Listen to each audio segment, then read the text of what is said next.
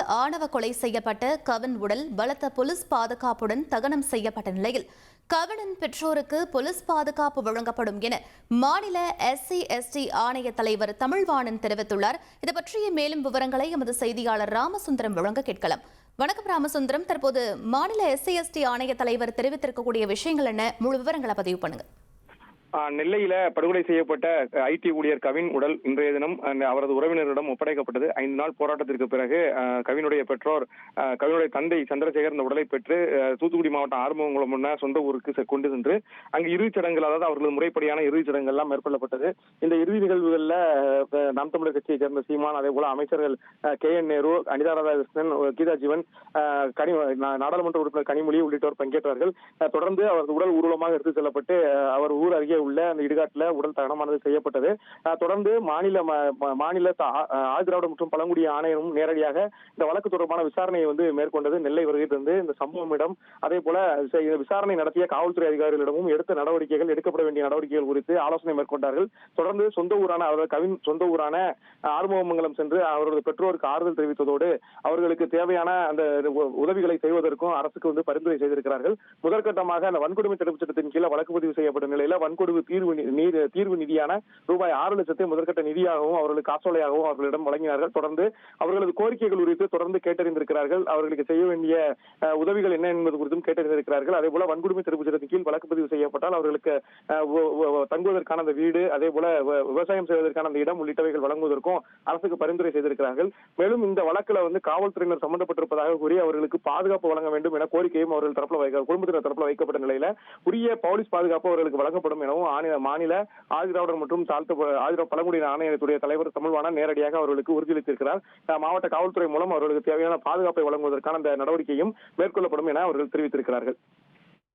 விவரங்களுக்கு நன்றி ராமசுந்தரம்.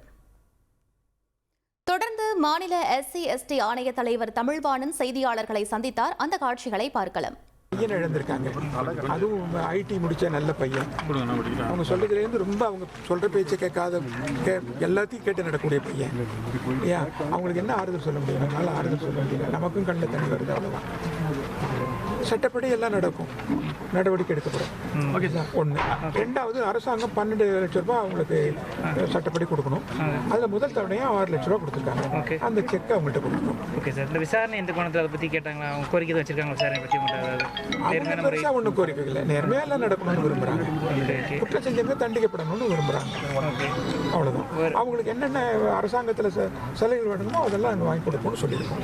அரசியல் கட்சி CBI விசாரணை தேவைன்னு சொல்கிறாங்களா சார்? அது தேவைப்படுமா? இல்லை இந்த CBCD இதுக்கெல்லாம் நான் முன்னவே பேட்டி கொடுத்துட்டேன். அதனால் இன்னொரு தடவை பேட்டி கொடுத்துருக்கோம். அங்கேயே கொடுத்தாச்சு.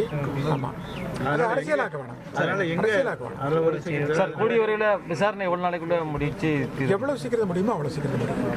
அதனால மாவட்ட நிர்வாகத்தில் பேசி ஆலோசனை நடத்திருக்கீங்க மாவட்ட நிர்வாகத்தில். ஸோ அவங்க விசாரணை கோணம் பற்றி ஏதாவது சொல்லியிருக்காங்களா? விரைந்து நடவடிக்கை எடுக்க?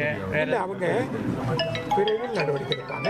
அவங்களுக்கு நம்ம சட்டப்பூர்வமான ஆலோசனைகளை கொடுத்துருக்கோம். சட்டப்படி தான் எல்லாம் நடக்கும்னு நம்ம விரும்புகிறோம். அதன்படி நடக்கும். அது இழப்பீடை கொடுத்துட்டோம். காவல்துறையினர், வருவாய்த்துறையினர்லாம் நல்லா கோஆப்ரேட் பண்ணுறாங்க. சரி. குடும்பத்துக்கு பாதுகாப்பு கேட்டிருக்காங்களா? அச்சுறுத்தல் அடுத்தது இருக்கின்ற மாதிரி பாதுகாப்பு என்ன காவல்துறை சம்பந்தம் எல்லாம் பாதுகாப்புகளை நாங்கள் சொல்லியிருக்கோம். போலீஸ் அவங்களுக்கு பாதுகாப்பு கொடுப்பாங்க. Okay sir. அதை நாங்கள் நிச்சயமாக அதை பெற்றுத்தரோம். காசோலை தவிர்த்து வேறு எந்த நிவாரணங்களை கொடுக்க வாய்ப்பு இருக்குங்க. சட்டப்படி என்னென்னமோ அத்தனையும் அது அந்த இதிலே சொல்லிட்டோம். இனி செல்லும் இடமெல்லாம் செய்தி. தந்தி டிவியின் வாட்ஸ்அப் சேனலை ஃபாலோ பண்ணினா செல்ல இருக்கும் இடமெல்லாம் செய்தி. இதோ QR கோட் இப்பவே ஸ்கேன் பண்ணுங்க, ஃபாலோ பண்ணுங்க.